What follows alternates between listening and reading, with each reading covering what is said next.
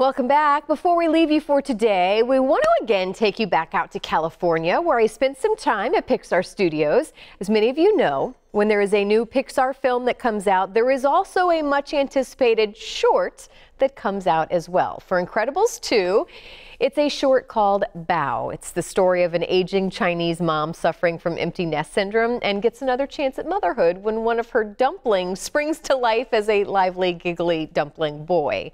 I absolutely love this short film and talked with the creators. Take a look. All right, so first let me say, when I went to go see this movie with my kids, after the movie was over, as much as they loved Incredibles 2, they made me tell everybody, all our family members, about the story. They had loved this story so much. Oh my gosh. So I don't want to give anything away because there's a pretty shocking moment in this short. But my first question was, when did you know that moment was going to be in this? I mean, did you build everything around that? Did that come later? Like, how soon did you know that kind of moment was going to happen? I think you're right. Like I pretty much built the whole story kind of around that almost. Like from the very beginning, I knew, like when I came up with this idea about this little dumpling that comes to life for this lonely lady, like I wanted the punchline, like the emotional gut punch to be, when he tries to leave, she eats him in rage and despair.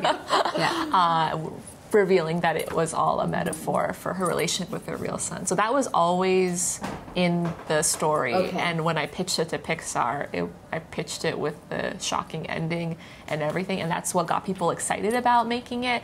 That's what got me excited about like wanting to tell this story, because I think I like to say it's like Pixar's first WTF moment. Well, that, I mean, because seriously, you have to go back and go, whoa. I mean, did that thought ever cross your mind? Like, are we crossing a line here? Oh yeah.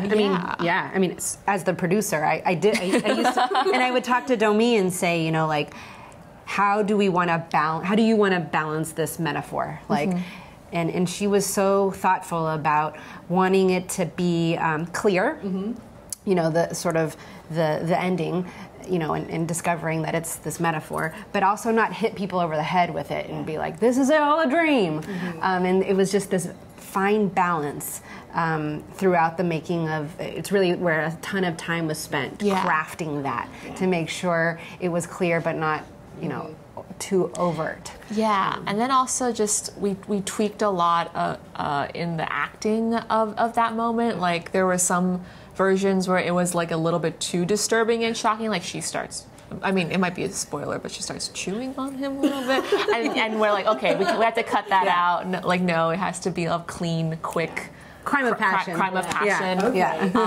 So we just, it was just a lot of iteration, and I think we came to the conclusion that we felt confident in kind of leaving it open-ended and kind of ambiguous, because that's what got people wanting to rewatch it, wanting to study it, and just to like see all the little details again.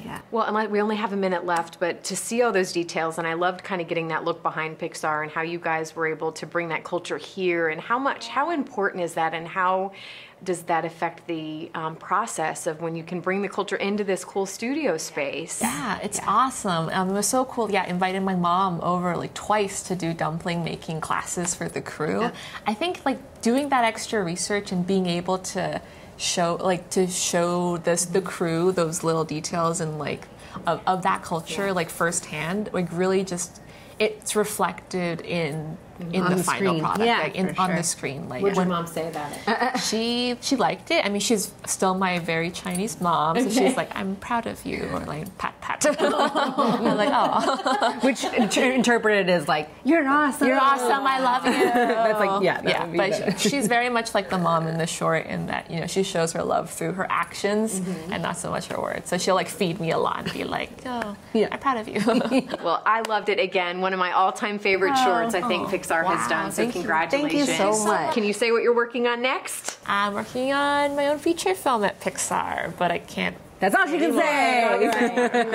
I'm actually working on, I'm the associate producer for our 2020 release. Thank you, ladies. Thanks so much. Thank you. The great thing about the new short film, not only is it in the bonus features of Incredibles 2, but it's also, which is coming out on DVD and Blu-ray November 6th, it's also a separate release date for the Pixar Short Films Collection 3, coming out November 13th.